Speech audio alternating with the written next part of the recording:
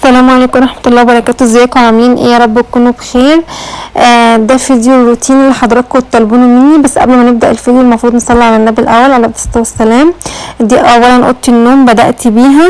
اشتغلت كده ملاية السرير بس هكمل لكم اوضه النوم. ده الاول ده قبل ما امسح بغلي ميه الاول في الكتل وبحطها في جردل المسيح وبحط معاها الكلور. مفيش كلور عادي، بحط كلور الوان عادي، وبحط برسيل جل اللي هو المنظف، وبحط معاها كمان معطر. تمام. انت لما بتغلي الميه وتيجي تمسحي بيها افضل بكتير بكتير بكتير واحسن، بتدي لمعه على السيراميك جميله جدا وبتدي نتيجه هايله. فانا بدات الاول باوضه النوم، بس الكاميرا كانت فصلت، معلش انا اسفه جدا والله، ما كنتش هتوقع ان هي تفصل وما خدتش بالي منها. دي ثانيا اوضه الاطفال. اوضه الاطفال طبعا ما فيهاش حاجه، بتتكنس كده على طول لان ما فيش فيها هرس كتير، وبلمعها بقى. طبعا انا كنست ومسحت. دي اوضه الاطفال طبعا ما بتبقاش محتاجه اي حاجه، مش زي اوضه النوم والصاله طبعا لان لسه ما فيش عندي اطفال وكده وما فيش فيها هرس. هنخش بقى على الصاله. ده الانتريه. طبعا بمسح كده السقف من البدايه الاول، بقى بمسحه كده عشان لو في عنكبوت في عفر في اي حاجه، بقوم رايحه عامله السقف الاول وبعدين ببدا بقى انضف كده. نضفت الاول البراءه والستاره برضو معاك اهوت، فانا بشد الكنبه عشان اعرف اخد راحتي واتحرك. طبعا الشباك بعمله عشان لو عليه تراب ولا حاجه بمسحه كده من بره ومن جوه، بمسحه من بره ومن جوه.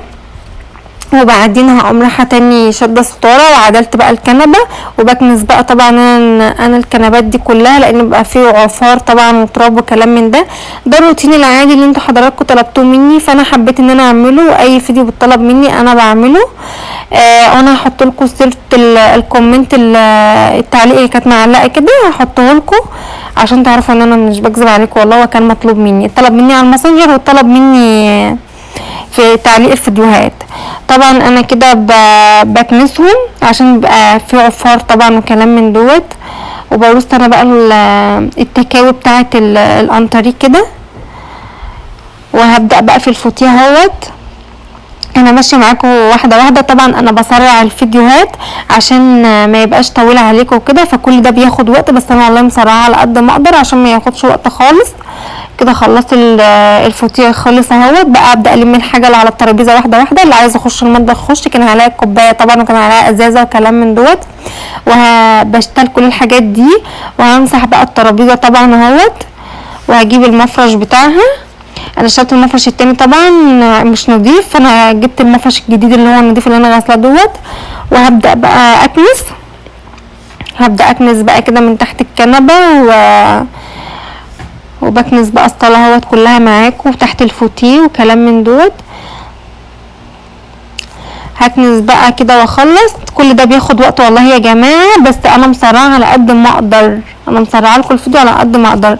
خلاص كنست اهوت. همسح بقى، هبدا امسح معاكم. طبعا يا جماعه معلومه، انا عندي اللي هي العصاره اليدويه التانية بالجردل التاني اللي هي الغاليه الانضف من دي. طبعا انا جايبه الاتنين في جهازي، ماما جايبه لي الاتنين. بس انا اول ما بدات ان انا امسح وكده، اول ما اتجوزت استعملت اللي هي العاديه دي خالص، لكن التانية بكرتونتها جوه ما استعملتهاش. قلت استعمل دي يعني كده ايه اللي هي العاديه، وبعد كده ان شاء الله بقى استعمل التانية يعني. كده خلصت بقى الانتريه خالص اهو. بصراحة يا جماعة لما بتغلي المية وتحطيها في قلب الجردل المسيح وتمسحي بيها بتدي نتيجة هايلة اوي اوي للسيراميك.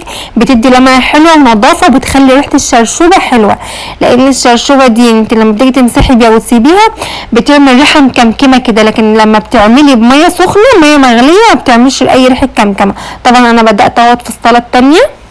بدأت معاكم بنفض طبعا الشلات وكده، شلات الارضية، واشتلت الشلات وحطيتها اهوت. وبكنس طبعا اهوت، بكنس تحت البار وتحت الفضية. كنست تحتهم اهو. طبعا زي ما انتوا فاهمين اي واحدة في البيت كل ده بياخد وقت معاه. بكنس باب الشقة من بره ومن جوه عشان اكيد بيبقى عليه عفار وكده.